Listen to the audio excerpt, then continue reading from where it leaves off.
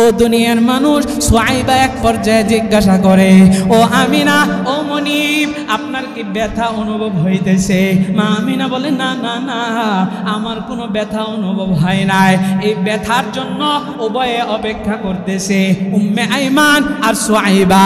এদিক দিয়ে মা আমিনা ঘুমায় গেছে। মা আমিনা ঘুমায় যাইতে দেরি হয়, স্বপ্ন যুগে দেখে মা আমিনার ঘরটা নূরের দ্বারা আলোকিত হয়ে গেছে। দুনিয়ার মানুষে মা আমিনা দেখে ঘরটা সাদা আলোকিত দবদবে সাদা হয়ে গেছে। মা আমিনা তাকাইয়া দেখে ঘরের এক কোণার ভিতরে একজন সুন্দর সুদর্শন নারী বসে আছে, আরেক কোণায় বসে আছে। এমন করে দেখে যে ঘরের ভিতরে সুন্দর শাড়ি পরিধান করা চমৎকার চেহারার অধিকারী অনেক নারী বসে আছে। একজন নারী সালাম দেয়া জানায়, ও আমিনা, আমারে চিনছনি, আমি কেডা? আমিনা কই, না, আপনারে দেখি নাই, আপনি কে?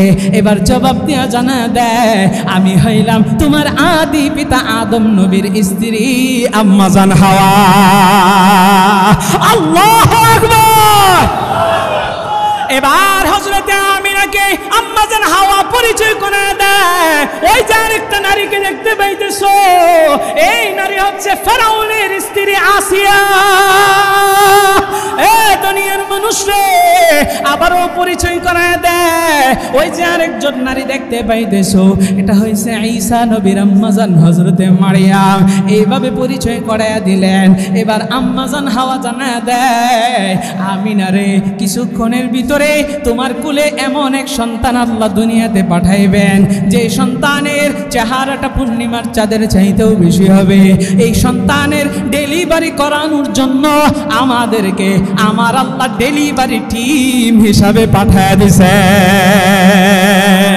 আরে দুনিয়ার মানুষ রে, এবার আম্মা জান আমিনা কিছুক্ষণ পরে চুমুর আওয়াজে চপচপ আওয়াজ হইতেছে, ঘুম থেকে জাগ্রত হয়ে গেছে। আমিনা তাকায় দেখে সুয়াইবার কুলে একটা কি সুন্দর সন্তান। এই সুন্দর সন্তানটাকে সুয়াইবা চুমু দিতেছে। চুমুর আওয়াজে আমিনার ঘুমটা ভেঙে গেছে। আমিনা ডাক দিয়া কই, রে সুয়াইবা, তোমার কুলে কার সন্তান? বলে, মনিব, আপনি কি বলেন? এটা তো আপনার এই সন্তান, এই মুহূর্তে ডেলিভারি হয়েছে, আপনি কি টের পান নাই? আমিনা জবাব দিয়া জানায় দে, ও সুয়াইবা, শুনিয়া লও, দুনিয়ার কোন মানুষ যদি প্রসবের যখন উপকৃত হয়, সন্তান সম্ভাবনার নারী যখন সন্তান দুনিয়াতে আসবে, প্রসব বেদনায় এমন চিৎকার চেঁচামেচি করে, আশেপাশের মানুষেরা তার চিৎকার শুনতে পায়, তার অনেক রক্তক্ষরণ হয়। কিন্তু আমার যে সন্তান দুনিয়াতে আসছে, পিঁপড়া কামড় দিলে যে কষ্ট হয়, ওই পিঁপড়ার কামড়ও আমার এই সন্তান দুনিয়াতে আসার জন্য অনুভূত হয় না।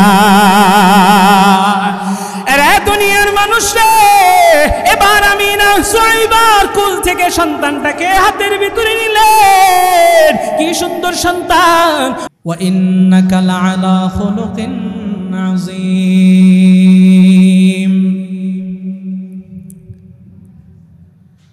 আমার আপনার নবী সরকারে দো আলম নবী কেমন সুমহান চরিত্রের অধিকারী নবী। ১৫০০ বছর আগে আল্লাহর নবী সম্পর্কে কাফেররা আল আমিন উপাধি দিয়েছে। নবী কেমন আমানতদার ছিলেন। কাফেররা তাদের বড় বড় লিডারদের কাছে আমানত রাখতে ভয় পাইতেন। সেই কাফের বেঈমানরা আমার নবীকে এমন আমানতদার হিসাবে তারা জেনেছেন যে এই মুহাম্মদের কাছে আমানত রাখলে আমাদের আমানতের খেয়ানত কোনোদিন হবে না। আমার নবী যেমন সত্যবাদী নবী, আমার নবী তেমন আমানতদার নবী। আমার আব্বা জানো, যুবক ভাই, মাকের আওয়াজ যে পর্যন্ত যাইতেছে আপনারাও একটু দিলের কান লাগায় শুনেন। আমার নবী সরকারে দো আলম নবী সম্পর্কে 1978 সালের কথা আপনাদেরকে জানাই। এই 1978 সালে আমার মায়ার নবীরে নিয়া একজন খ্রিস্টান লেখক যার নাম হচ্ছে মাইকেল এইচ হার্ট, এই লেখক 1000 মনীষীর জীবনী একত্রিত করলেন। 1000 মনীষীর জীবনীর ভিতরে আমার নবীর জীবনীও ঢুকাইলেন। ও দুনিয়ার মানুষ, মাইকেল এইচ হার্ট 1000 থেকে তিনি আবার 900 বাদ দিলেন, 100 রাখলেন। 100 তার বইয়ের ভিতরে তিনি উল্লেখ করবেন, এই 100-র ভিতরেও আমার নবীর নামটা সে ফেলতে পারে নাই। এই খ্রিস্টান লেখক মুসলমান নয়, যার নাম হচ্ছে মাইকেল এইচ হার্ট। 1978 সনে এই 100 মনীষীর ভিতরে আমার নবীকেও রাখলেন। এবার সে বইটা সুন্দরভাবে সাজাইবে। কেমন কইরা সাজাইবে? সর্বপ্রথম নাম্বারে কার নামটা আনবে চিন্তায় পড়ে গেলেন। মাইকেল এইচ হার্ট ওই সময়কার যত অভিজ্ঞ লেখক আছে, জ্ঞানী পণ্ডিতরা আছে, সবাইকে নিয়ে পরামর্শের ভিতরে বৈশা গেলেন। ও আমার আব্বা জানো যুবক ভাই, পরামর্শের ভিতরে এবার নাম উপস্থাপন করলেন। এই 100 মনীষীর ভিতরে কার নামটা আগে দেওয়া যায়? সমস্ত বিধর্মীরা একমত যে সবার আগে মুসলমানদের নবী মুহাম্মদের নামটাই আগে লিখে দাও। এরে দুনিয়ার মানুষ রে, আমার মায়ার নবী কত মহান চরিত্রের অধিকারী। এই মাইকেল এইচ হার্টের ব্যাখ্যা ছিল, মুহাম্মদ শুধুমাত্র একজন ধর্মের নবী নয়, তিনি একজন সফল রাষ্ট্রনায়ক, তিনি একজন সমাজসেবক, তিনি একজন গরিবের বন্ধু, তিনি একজন সত্যবাদী নবী, যাকে আল আমিন উপাধি দিয়েছিলেন কাফেররা। এমন নবীর নামটা সবার আগে না লেখা পিছনে ফলানো যাবে না। তার চরিত্র কেমন সুন্দর ছিল। একজন বেদুইন গ্রাম্য এক ব্যক্তি, আরব দেশের ভিতরে আইসা শহরের মসজিদের ভিতরে, সে জানে না মসজিদের ভিতরে কি করতে হয়। মসজিদের এক পাশে যাইয়া প্রস্রাব করা আরম্ভ করে দিলেন। আমার মায়ার নবীর সাথে আবু বকর, ওমর, উসমান, আলী সহ অসংখ্য সাহাবীরা নবীর সাথে আছে। ওই সাহাবীরা রাগান্বিত হয়ে গেলেন। ব্যক্তি মসজিদের ভিতরে প্রস্রাব করতেছে, এটা কি মানা যায় নাকি? আরো জোরে কন। সাহাবায়ে কেরাম রাগে রাগান্বিত হয়ে গেলেন। সাহাবায়ে কেরাম ওই ব্যক্তিকে বাধা দেওয়ার জন্য, ওই ব্যক্তিকে সাহাবায়ে কেরাম দূরে সরানোর জন্য যেতে লাগলেন। আমার আপনার নবী, মায়ার নবী, রহমতের নবী সাহাবীদেরকে বাধা দিলেন।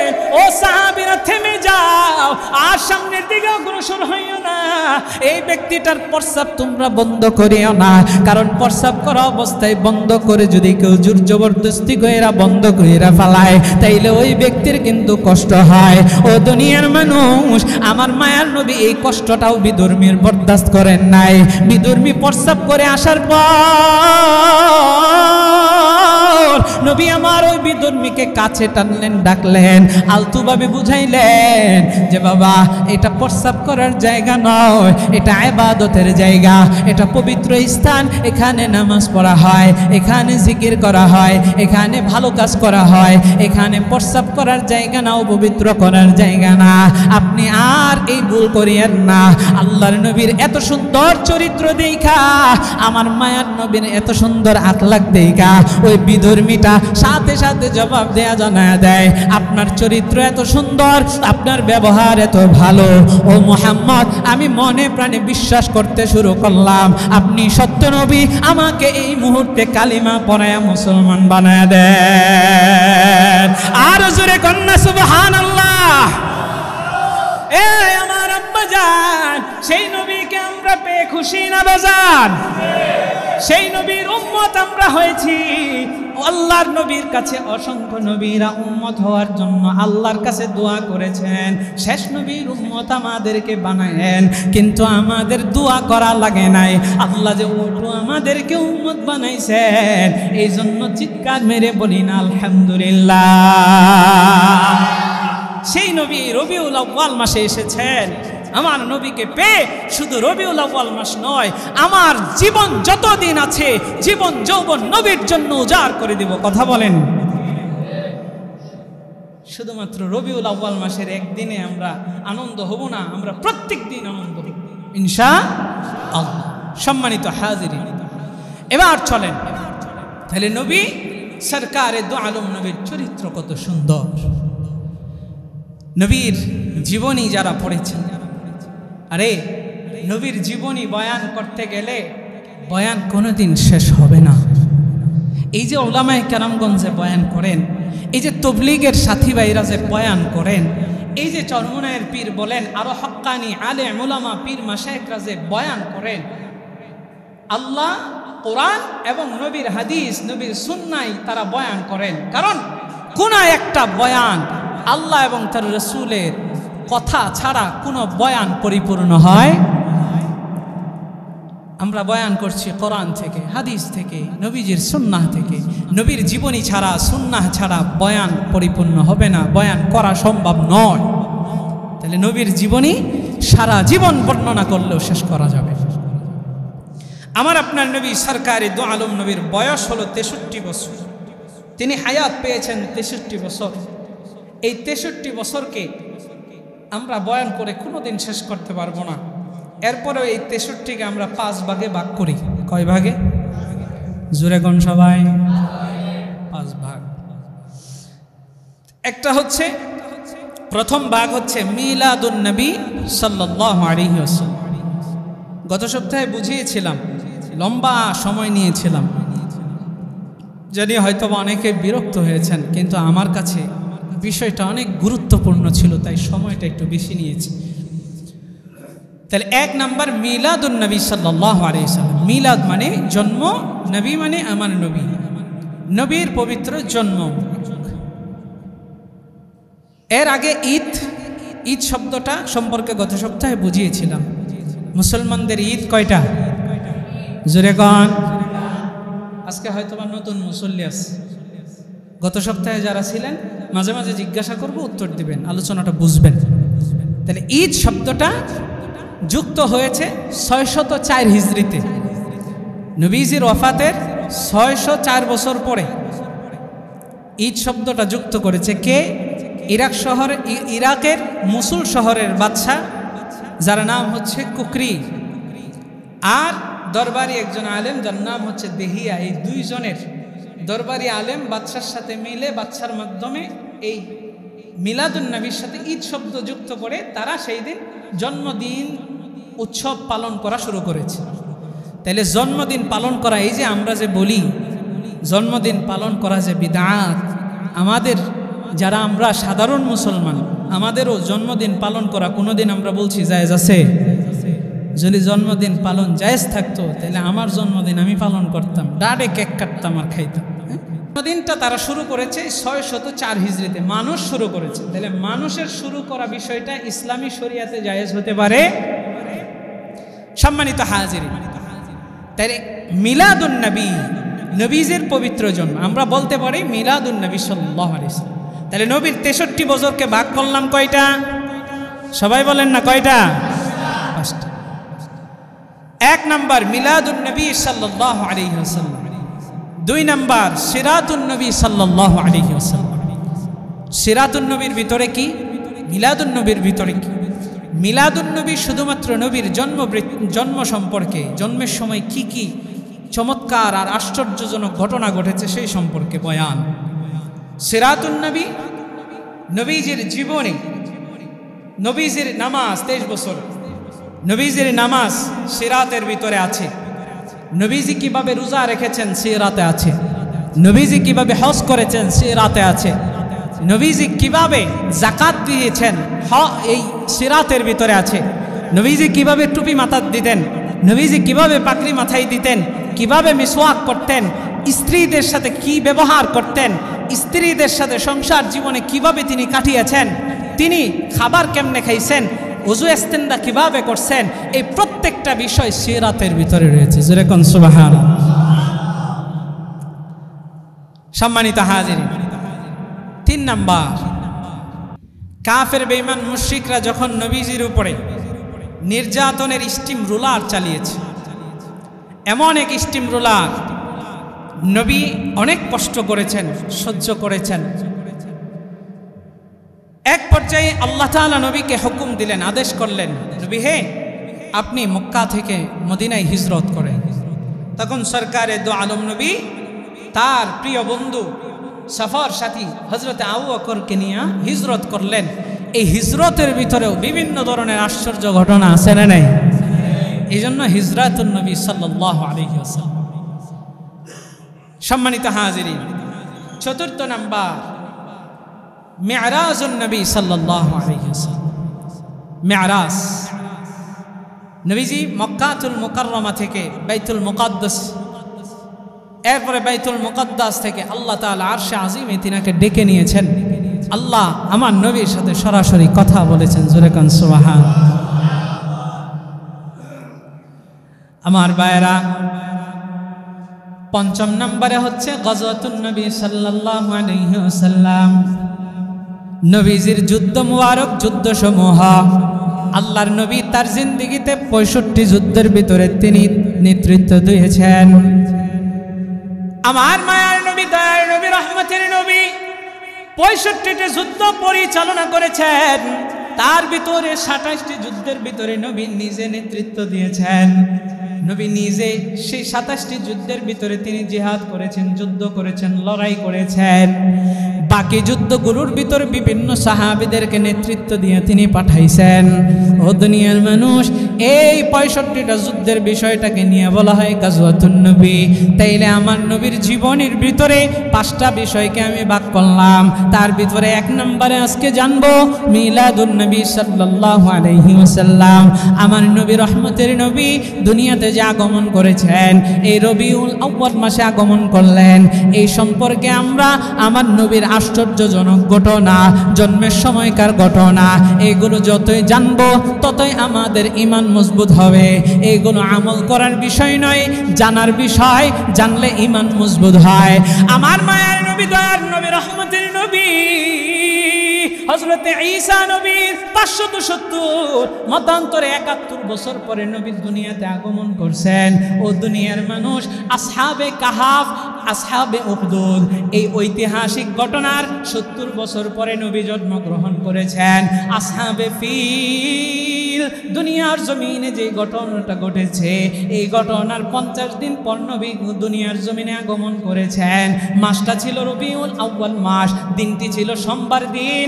আমার মায়ার নবী বলেন, উলিদা রাসূলুল্লাহ সাল্লাল্লাহু আলাইহি ওয়াসাল্লাম ইয়াউমুল ইসনাইন, আল্লাহর নবী সোমবার দিন সুবহে সাদিকের সময় জন্মগ্রহণ করেছেন। ও দুনিয়ার মানুষ, তারিখটা নিয়ে মতভেদ রয়েছে। তাইলে জন্মের দিন সম্পর্কে মতভেদ নাই। দিনের নাম কি? আরো জোরে কন। সবার বলতে হবে কি বার? নবী আমার সোমবার দিন সুবহে সাদিকের সময় এই দুনিয়ার জমিনে আগমন করেছে।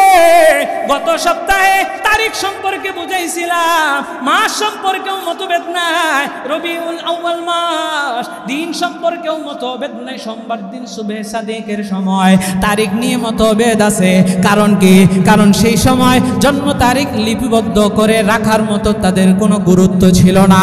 বর্তমান সময়ে আমাদের জন্ম তারিখ কেন লেখা রাখি? পাসপোর্ট করার জন্য জন্ম তারিখ লাগে, জন্ম নিবন্ধন করার জন্য জন্ম তারিখ লাগে, আমাদের সার্টিফিকেটের জন্য জন্ম তারিখ লাগে। আবার অনেকে জন্মদিন পালন করার লাইগা জন্মদিন লেখা রাখে। কিন্তু আমার নবী জন্মদিন পালন করতেন না। সাহাবায়ে কেরাম জন্মদিন পালন করতেন না। তাবেঈরা জন্মদিন পালন করতেন না। এই জন্য নবীর জন্ম তারিখটা নিয়ে মতভেদ হয়েছে। ও দুনিয়ার মানুষ, আশা করি আপনারা ক্লিয়ার হয়ে গেছেন। এরে দুনিয়ার মানুষ রে, আল্লাহর নবী সরকারে দু আলম নবী সুবহে সাদিকের সময় সোমবার দিন মক্কার সম্ভ্রান্ত পরিবার কুরাইশ বংশের আব্দুল মুত্তালিবের কলিজার টুকরা সন্তান হলো আব্দুল্লাহ, আব্দুল্লাহর ঘরে মা আমিনার উদরে আমার মায়ার নবী সুবহে সাদিকের সময় এই দুনিয়ার জমিনে রহমাতুল লিল আলামিন হিসাবে তাশরিফ এনেছেন। এরে দুনিয়ার মানুষ, আল্লাহর নবী সরকারে দু আলম নবী যখন মা আমিনার গর্ভের ভিতরে আসলেন, মা আমিনার রহমের ভিতরে আসলেন, মা আমিনা মক্কার নারীদেরকে জানায় দেয়, ও মক্কার নারীরা শুনিয়ে লও, আমার কলিজার টুকরা সন্তান যখন আমার পেটের ভিতরে এসেছে, তোমাদের পেটের ভিতরে কোনো সন্তান আসলে তোমাদের বমি বমি ভাব হয়, কোনো কিছু খাইতে পারো না, বমি কইরা ফালায়া দাও, ঘুমাইতেও তোমাদের খারাপ লাগে, ঘুমের ভিতরে ঘুম ভাঙ্গা যায়, ঘুমাইতে পারো না, অসংখ্য কষ্ট তোমাদের কিন্তু লাগে। কিন্তু আমার মুহাম্মদ আমার পেটের ভিতরে যখন আসছে, আমার বমি বমি ভাব হয় নাই, আমার কোনো খারাপ লাগে নাই, আমার ভালো ঘুম হয়েছে, আমি ভালো খাইতে পারছি। আমার পেটের ভিতরে যে মুহাম্মদ এসেছে, মুহাম্মদ আসার পর আমি আমিনা বুঝতেও পারি নাই আমার পেটের ভিতরে সন্তান আছে। এরে দুনিয়ার মানুষ রে, মা আমিনা ডাক দিয়া জানায় দেয়, ও মক্কার নারীরা শুনিয়া নাও, পেটের ভিতরে সন্তান আসলে সন্তানের যখন বয়স বাড়তে থাকে, মহিলাদের পেট কিন্তু আস্তে আস্তে আস্তে আস্তে বাড়তে থাকে, কারো পেট বড় হয়, কারো পেট মধ্যম অবস্থায় থাকে, কিন্তু এরপরেও পেট কিন্তু বড় হয়। মা আমিনা বলেন, আমার সন্তান পেটের ভিতরে আসার পর বিয়ের আগ মুহূর্তে আমার পেট যেমন ছিল, মুহাম্মদ আমার পেটে আসার পরেও আমার পেট সেরকমই আছে, একটু আকৃতি পরিবর্তন হয় না। এরে দুনিয়ার মানুষ, শুধু তাই না, মা আমিনা আরো জানায় দেয়, এ দুনিয়ার মানুষ রে, মিলাদ শুনেন শুনেন, মিলাদ, মিলাদ কারে কয়? মিলাদ শোনার জিনিস, আপনি শুনবেন, আপনার ঈমান বৃদ্ধি পাবে, নবীর প্রতি মহব্বত আসবে।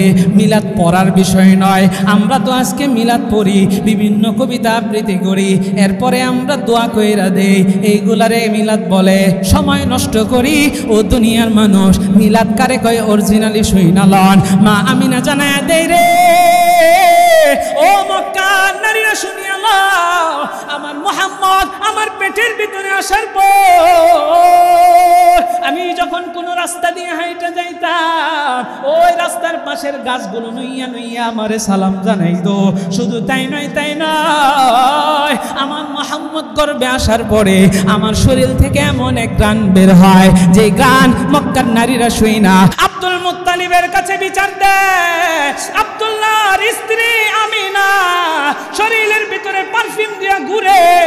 আব্দুল মুত্তালিব যাইয়া ডাক দিয়া বলে, বৌমারে তুমি শরীরের ভিতরে নাকি পারফিউম দিয়া ঘুরো? আমিনা ডাক দিয়া কয়, বাবা না না না, আমি পারফিউম দেই না, আমার পেটের ভিতরে সন্তান আসার পরে আমার শরীর থেকে এমন এক গ্রান বের হয়, যেই গ্রানটা হলো মেশকে আম্বারের চাইতেও বেশি। আর জোরে কন্যা সুবহানাল্লাহ। এ আমার কলিজার টুকরা যুবক ভাই, ও কলিজার টুকরা আব্বা জান, একটু দিলের কান লাগায় শুনবেন, আমার আপনার নবী, রহমতের নবী, যেই দিন দুনিয়াতে আগমন করবেন, আমার মায়ার নবী, রহমতের নবী, যেই দিন দুনিয়ার ভিতরে আগমন করবেন, ডেলিভারির সময় যখন মা আমিনার গনি এসেছে, মা আমিনার সাইডে, এক সাইডে বসা আমিনার বান্দি, যার নাম হচ্ছে উম্মে আইমান, আরেক পাশে বসা আবু লাহাবের বান্দি, যার নাম হলো সুয়াইবা। ও দুনিয়ার মানুষ, সুয়াইবা এক পর্যায়ে জিজ্ঞাসা করে, ও আমিনা, ও মনিব, আপনার কি ব্যথা অনুভব হইতেছে? মা আমিনা বলে, না না না, আমার কোনো ব্যথা অনুভব হয় নাই। এই ব্যথার জন্য উভয়ে অপেক্ষা করতেছে, উম্মে আইমান আর সুয়াইবা।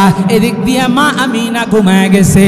মা আমিনা ঘুমায় যাইতে দেরি হয়, স্বপ্ন যুগে দেখে মা আমিনার ঘরটা নূরের দ্বারা আলোকিত হয়ে গেছে। দুনিয়ার মানুষ, মা আমিনা দেখে ঘরটা সাদা আলোকিত, দবদবে সাদা হয়ে গেছে। মা আমিনা তাকাইয়া দেখে ঘরের এক কোণার ভিতরে একজন সুন্দর সুদর্শন নারী বসে আছে, আরেক কোণায় বসে আছে। এমন করে দেখে যে ঘরের ভিতরে সুন্দর শাড়ি পরিধান করা চমৎকার চেহারার অধিকারী অনেক নারী বসে আছে। একজন নারী সালাম দেয়া জানায়, ও আমিনা, আমারে চিনছনি, আমি কেডা? আমিনা কই, না, আপনারে দেখি নাই, আপনি কে? এবার জবাব দেয়া জানা দেয়, আমি হইলাম তোমার আদি পিতা আদম নবীর স্ত্রী আম্মা জান হাওয়া। আল্লাহু আকবার। এবার হযরতে আমিনাকে আম্মা জান হাওয়া পরিচয় করে দেয়, ওই যার আরেকটা নারীকে দেখতে পাইতেছো, এই নারী হচ্ছে ফেরাউনের স্ত্রী আসিয়া। দুনিয়ার মানুষরে আবারও পরিচয় করায় দেয়, ওই যে আরেকজন নারী দেখতে পাইতেছো, এটা হয়েছে ঈসা নবীর আম্মাজান হযরতে মারিয়াম। এইভাবে পরিচয় করায়া দিলেন। এবার আম্মাজান হাওয়া জানায় দেয়, আমিনা রে, কিছুক্ষণের ভিতরে তোমার কুলে এমন এক সন্তান আল্লাহ দুনিয়াতে পাঠাইবেন, যে সন্তানের চেহারাটা পূর্ণিমার চাঁদের চাইতেও বেশি হবে। এই সন্তানের ডেলিভারি করানোর জন্য আমাদেরকে আমার আল্লাহ ডেলিভারি টিম হিসাবে পাঠায় দিছে।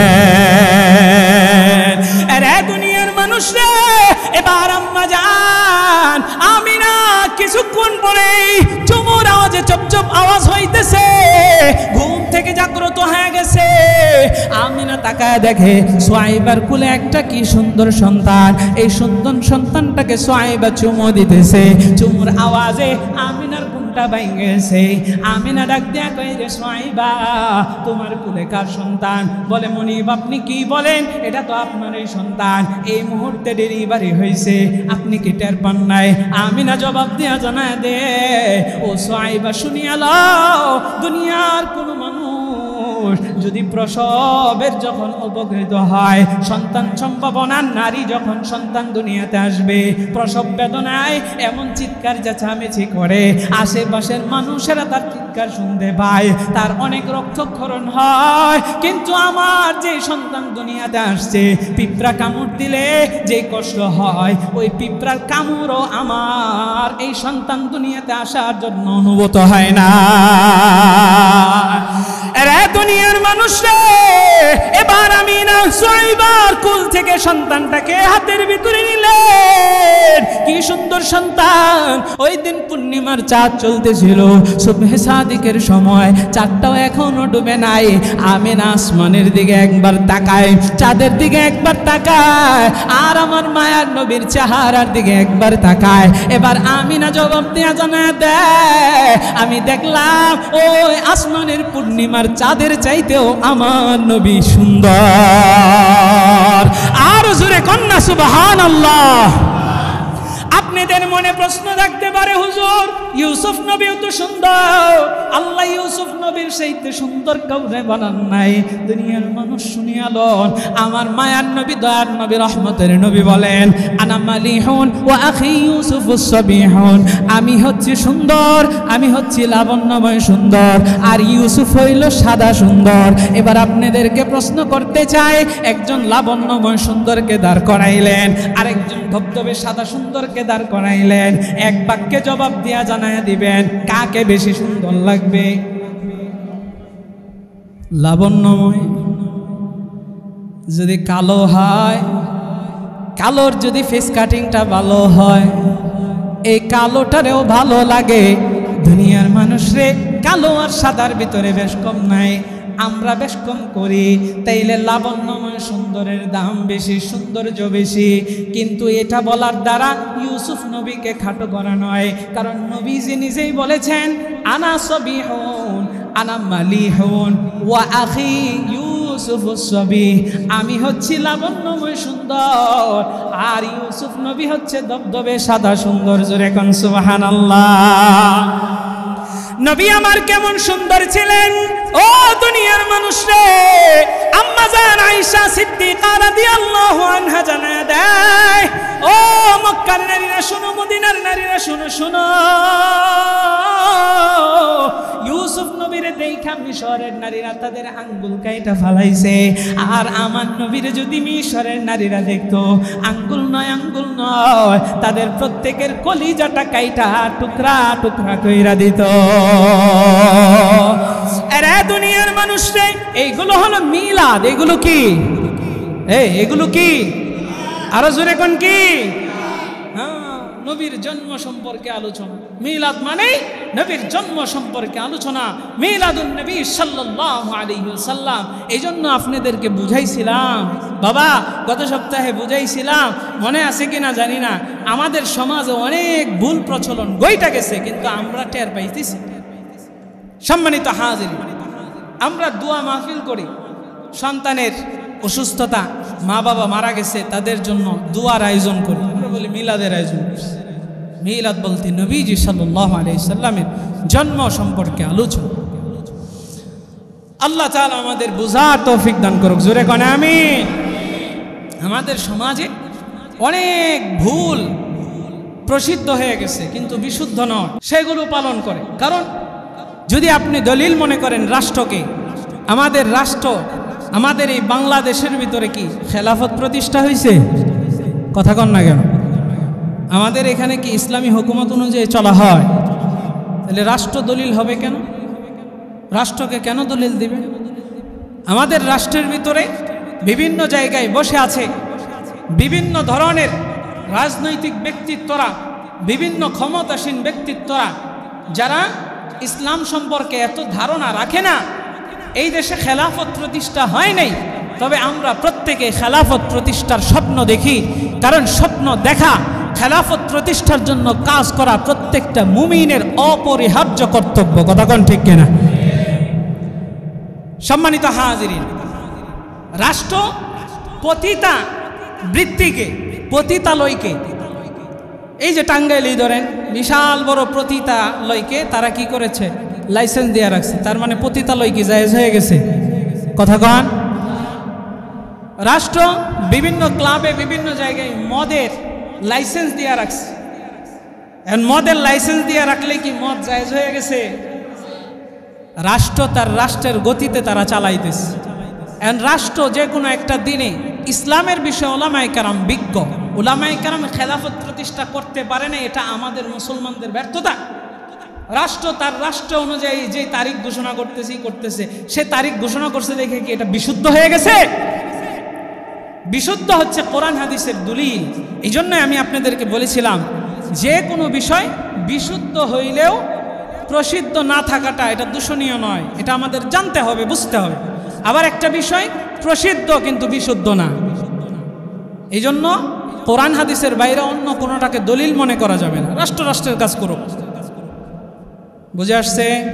সম্মানিত হাজির, এই জন্য, কারণ আমি এই কথাটা কেন বললাম, অনেকে এরকম মনে করেন যে হুজুর এই রাষ্ট্র তো এটা করতেছে, রাষ্ট্রকে দলিল। হুজুর সৌদি তো অমুক একটা কাজ করছে, আমরা কেন এটার বিরোধিতা করি? সৌদি দলিল না, দলিল হচ্ছে কোরআন হাদিস। রাষ্ট্র দলিল না, দলিল হচ্ছে কোরআন হাদিস। অমুকে করছে, এটা দলিল না, দলিল হচ্ছে কোরআন হাদিস। আমার বাপ দাদাই করছে, এটা দলিল না, দলিল হচ্ছে কোরআন হাদিস। কথা কোন ঠিক কিনা? এখন আমি যদি সঠিক কথাটা না বলি তাইলে কি হবে?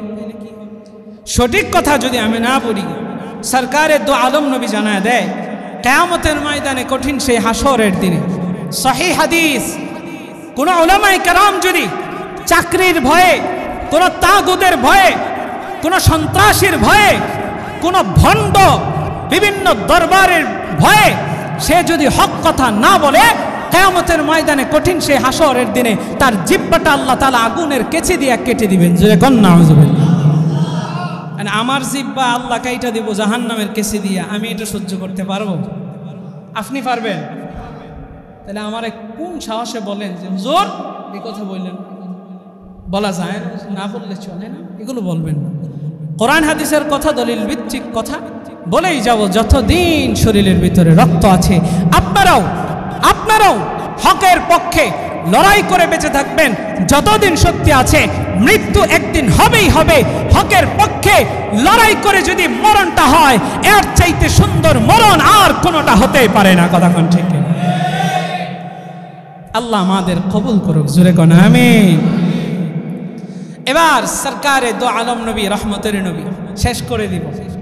আজকে আর বেশি কষ্ট দেব না আপনাদেরকে ইনশাআল্লাহ। সরকারে দো আলম নবী, রহমতের নবীর আরো অনেক ঘটনা ঘটেছে।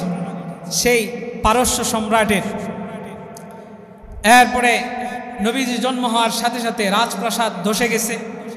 এরপরে আপনার এই 1000 বছর ধরে যারা মূর্তি পূজক ছিল তাদের অগ্নিকুণ্ডগুলো 1000 বলে আগুন প্রজ্বলিত করতেছিল, যে আগুন 1000-এর ভিতরে বন্ধ হয়নি। নবী জন্ম হওয়ার সাথে সাথে ওই আগুনটাও নিভে গেছে। জোরে গান সুবহানাল্লাহ। আরো কত ঘটনা ভাই। এবার চলেন আমার আপনার নবী সরকারে দো আলম নবীকে সকালবেলায় আব্দুল মুত্তালিব আইসা কুলে নিস, রোদ লাগাবে, রোদ। আব্দুল মুত্তালিব নাতিকে হাতে নিয়ে তিনি পাহাড়ের উপরে চলে গেলেন। রোদ লাগাবে শরীরের ভিতরে, কারণ আমাদের দেশের সন্তান হইলে আমরা সকালের রোদটা লাগাই। আর সকালের রোদের ভিতরে ভিটামিন আছে না নাই? দেখবেন অনেক সন্তানের চোখ হলুদ হয়ে যায়। হলুদ হয়ে গেলে করণীয় কি? ডাক্তাররা বলে যান রোদ লাগান, সকালের রোদটা লাগাইবেন, দেখবেন চোখের হলুদ এগুলো দূর হয়ে যাবে। আরও যত রোগ আছে, অনেক রোগ প্রতিরোধ ক্ষমতাও বেড়ে যায়, বিভিন্ন রোগ এই রোদ্রের কারণে কেটে যাবে। তা আব্দুল মুত্তালিব তিনি নবীকে নিয়ে গেছে রোদ দেওয়ার জন্য পাহাড়ের উপরে। এবার আব্দুল মুত্তালিব আশ্চর্য হয়ে গেছে, তিনি চিৎকার করে করে ডাকতেছেন আম্মাজান আমিনাকে, ও আমিনা তাড়াতাড়ি এদিকে আসো। আমিনা আস্তে আস্তে ধীরস্থিরভাবে গেছেন। যাওয়ার পরে আব্দুল মুত্তালিব বলে, আমি আসছি মুহাম্মদকে রোদ লাগানোর জন্য। নবীজির নাম মুহাম্মদ কেমনে হইল? আমিনা বলেন, যখন নবী আমার গর্ভে এসেছে আমি স্বপ্ন যুগে দেখেছি, আমাকে কে যেন বলে দেয় যে তোমার গর্ভে যে সন্তান আছে এই সন্তানকে দুনিয়াতে নাম রাখবা মুহাম্মদ, আর আসমানে তার নাম হবে আহমদ। জোরে কোন সুবহানাল্লাহ। আমিনাকে ডাক দিয়ে বলে, আমিনা আসো আসো আসো, মুহাম্মদ দেখো, মুহাম্মদকে দেখে যাও। আমিনা দূর দিয়ে গেছে, যাওয়ার পরে দেখে আব্দুল মুত্তালিব জানায়, আমি আনছি রোদ লাগাইতে, রোদ তো আমার শরীরে লাগে, আর দেখি মুহাম্মাদের উপরে কে যেন ছাতা দইরা রাখছে। জোরে কোন সুবহানাল্লাহ। নবীর মিলাদ শুনতে ভালো লাগে না খারাপ লাগে? নবীর মিলাদ শুনলে অন্তরের ভিতরে মোহাব্বত আসে নাকি আসে না? হ্যাঁ, নবীর মিলাদ শুনলে ঈমান বৃদ্ধি পায়। মিলাদ শোনার জিনিস, আমল করার জিনিস নয়। আপনি আমল জীবনেও করতে পারবেন না। নবী সুবহে সাদিকের সময় জন্মগ্রহণ করেছে, নবী সোমবার দিন জন্মগ্রহণ করেছে, আপনার জন্ম সোমবার দিন হয় নাই। নবী সুবহে সাদিকের সময় হয়েছে, আপনি সুবহে সাদিকের সময় জন্মগ্রহণ করেন নাই, আপনি আমল করতে পারবেন না। নবী পেটের ভিতরে আসছে, মেশকে আম্বরের ঘ্রাণ আসছে। নবীর নাম জন্মের পেটের ভিতরে থাকার পরেই আল্লাহ তাআলা তার নাম জানাইয়া দিছেন, আপনার নাম তো জানাই নাই। তাইলে মিলাদ এটা শুনে আপনার অন্তরে ঈমান বৃদ্ধি পাবে। মিলাদ আমল করার বিষয়, আমল করতে পারবেনও না। সম্মানিত হাজিরিন, শুধু তাই নাই, সরকারে দো আলম নবী যখন দুনিয়াতে আসলেন, মা আমিনার কুলের ভিতরে এই সোয়াইবা দিলেন। সোয়াইবা দেওয়ার পরে নবীজির একটা হাত দেখে আছে, আরেকটা হাত নবীজির লজ্জাস্থানের উপরে এইভাবে ধরা। আম্মাজান আমিনা ভাবছেন নবীজির হাতটা মনে হয় লজ্জাস্থানের ভিতরে বা এই অঙ্গের ভিতরে লেগে আছে। আমিনা ভয় পেয়ে গেলেন, কিন্তু দেখেন নবীজির হাত নাড়াইতেছে কিন্তু লজ্জাস্থান ঢাকা। আমিনা বুঝে ফেলেছেন, কারণ অনেক কারিশমাই তো তিনি দেখেছেন, গর্ভের ভিতরে সন্তানকে রেখে অনেক স্বপ্নই দেখেছেন। এবার আমিনা বুঝে গেছেন যে আমার সন্তান সে লজ্জাস্থান দেখাইতে চায় না। সোয়াইবাকে ডাক দেয়া বলে, সোয়াইবা তাড়াতাড়ি আমার আঁচল ছিঁড়ে আন। তার আঁচল ছিঁড়ে আনা হলো। আম্মাজান আমিনা যখন লজ্জাস্থানটা নবী ঢেকে দিয়েছে, সাথে সাথে আমার নবী এবার হাত মোবারকটাকে সামনের দিকে নিয়ে আসছে। জোরে গান সুবহানাল্লাহ। আমিনা এই ফাঁকে আরেকটা জিনিস দেখেছে, মা তো আল্লাহ তো দেখাইবেন কুদরতিভাবে সব জানানোর জন্য। যখন কাপড়টা আমিনা আমার মায়ার নবীর লজ্জাস্থানের উপরে দিচ্ছিল, তখন হঠাৎ করে একটু কাপড়ের ফাঁক দিয়ে আমিনা দেখে ফেলেছে, আম্মাজান আমিনা তিনি দেখে ফেলেছেন আমার মায়ার নবী, রহমতের নবী খতনা অবস্থায়। দুনিয়ার মানুষ দুনিয়াতে আসার পরে পুরুষদেরকে খতনা করা হয়, আর আমার নবীকে আল্লাহ তাআলা মায়ের রেহেমের ভিতরে খতনা করা অবস্থায় দুনিয়াতে পাঠাইছেন। সুবহানাল্লাহ। হ্যাঁ, এগুলারে কয় মিলাদ। আল্লাহ আমাদেরকে আমার মায়ার নবীরে নিজের কলিজার চাইতেও বেশি ভালোবাসার তৌফিক দান করুক। জোরে কোন আমিন। তাইলে আজকে মিলাদুন নবী সাল্লাল্লাহু আলাইহি ওয়াসাল্লাম সম্পর্কে শুনলাম। আগামী সপ্তাহে ইনশাআল্লাহ আমরা সিরাতুন নবী ইশকে রাসূল সম্পর্কে শুনবো। আল্লাহ আমাদের সবাইকে তৌফিক দান করুক।